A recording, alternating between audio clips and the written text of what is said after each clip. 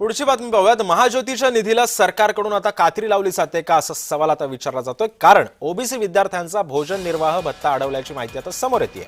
4 महिन्यांपासून राज्यातील 4000 विद्यार्थी अडचणीत सापडलेत। लवकरात लवकर निर्वाह भत्ता जमा करण्याची मागणी सुद्धा ओबीसी समाजाच्या हिताकरिता 50 शासन निर्णय काढल्याचा गाजावाजा केला जातोय। मात्र दुसरीकडे महाज्योतीच्या निधीला शासनाने कात्री लावली आहे। ओबीसी विद्यार्थ्यांचा 4 महिन्यांपासून भोजन आणि निर्वाह भत्ता अडवून ठेवला आहे।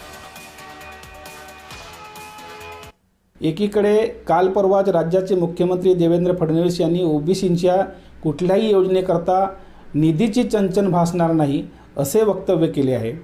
जर एकीकडे मुख्यमंत्री महोदय निधीची चंचन भासणार नाही असे वक्तव्य करत असताना दुसरीकडे गेल्या 4 महिन्यापासून ओबीसी विद्यार्थिनींना निर्वाह भत्ता का दिला जात नाही आहे?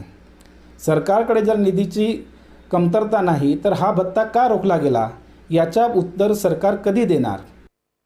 4 महिने झाले भोजन भत्ता व निर्वाह भत्ता आपल्याशी आलेला नाही, परंतु आम्हास महिन्याला प्रत्येक महिन्याला जर मिळाला भोजन भत्ता निर्वाह भत्ता तर चांगलं होईल। शासनाला विनंती आहे की त्यांनी महिन्याला द्यावं, कारण आमची आर्थिक परिस्थिती ढासळत चाललेली आहे आणि मेसवाले आहेत ना, ते आपल्याला महिन्याला पैसे मागतात।